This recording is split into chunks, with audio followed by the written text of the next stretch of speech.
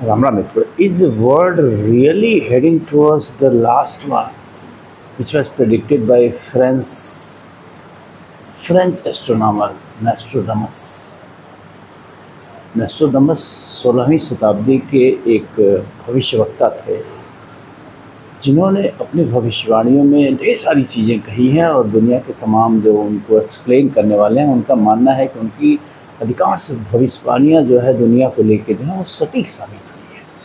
और उनकी एक भविष्यवाणी ये है कि जो तीसरा विश्व युद्ध होगा, जो लास्ट वर्ल्ड वार होगा, वो वर्ल्ड वार इस्लाम बनाम एंटायर वर्ल्ड होगा, जिसमें दुनिया के तमाम जो कॉन्टिनेंट्स हैं उनके देश एक साथ सम्मिलित होंगे इस युद्ध में।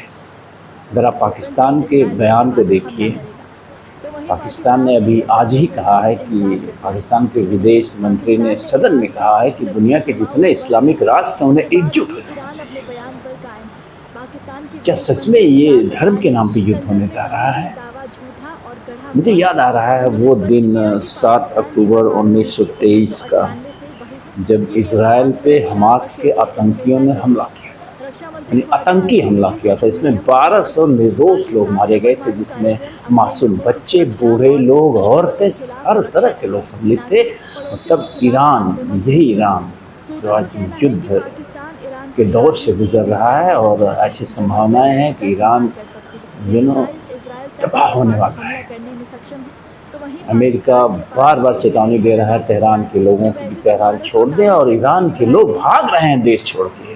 ठीक उसी तरह से जिस तरह गजा के लोग गजा छोड़ के लगातार भागते हुए दिखे हैं आपको पिछले वर्षों में, उसी तरह ईरान के लोग भी भाग रहे हैं, क्योंकि वो जानते हैं कि इजराइल ईरान का भी वही हस्त कर सकता है जैसा उसने गजा का किया है। तो ईरान की भागती हुई भी बता रही है, और जो इस्लामिक देशों का रिएक्शन है, या यूँ कहिए कि मैं सिर्फ इस्लामिक देशों की बात नहीं करूँगा, दुनिया भर के देशों का जो समीकरण बनता हुआ दिख रहा है, जो दो खेमे में दुनिया बढ़ती दिख रही है, वो खेमा भी कमोबेश इसी ओर इशारा कर रहा है कि this last war is going to take place in the name of religion, Islam versus entire world. किसी चीज़ ये इज़राइल का आरोप है कि ईरान अगर परमाणु बम बना लेता है तो वो परमाणु बम आतंकियों के हाथ में बेच देगा, और इसमें कोई दो राय नहीं है। पूरी दुनिया जानती है कि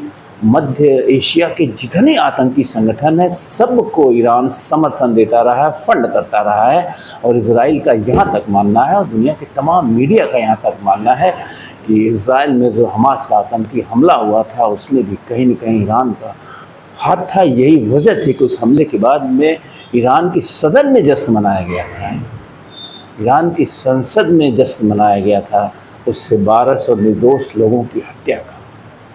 तो क्या किस नज़रिए से आप इसे देखते हैं, मैं इस पर टिप्पणी नहीं करना चाहता हूँ, लेकिन अगर ऐसी सोच है ईरान की, अगर ऐसी सोच रही है आतंकियों के समर्थन की, तो ईरान जैसे देश सच में नस्तर नाबूद कर दिए जाने चाहिए। उनकी जितनी भी ये एटॉमिक बम बनाने की संयंत्र हैं सबको नस्तर नाबूद कर देना चाहिए। साथ ही साथ मैं ये भी कहूँगा कि पाकिस्तान जैसे देश के पास भी एटम बम नहीं रहना चाहिए, क्योंकि इनके एटम बम धर्म के नाम पे कभी भी आतंकियों के हाथ लग सकते हैं।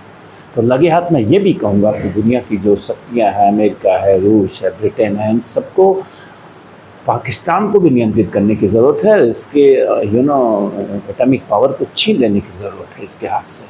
अन्यथा ये धर्म के नाम पे ये कल को एटम बम जो है आतंकियों को बेच सकते हैं, और फिर दुनिया का क्या होगा ये सोचने वाली बात है। तो इजराइल की चिंता, अमेरिका की चिंता मैं समझता हूँ जायज़ चिंता है, ये मेरी भी चिंता है। तो चाहता हूँ कि पूरी दुनिया से एटम बम हटा दिया जाए और सारे एटम बम नष्ट कर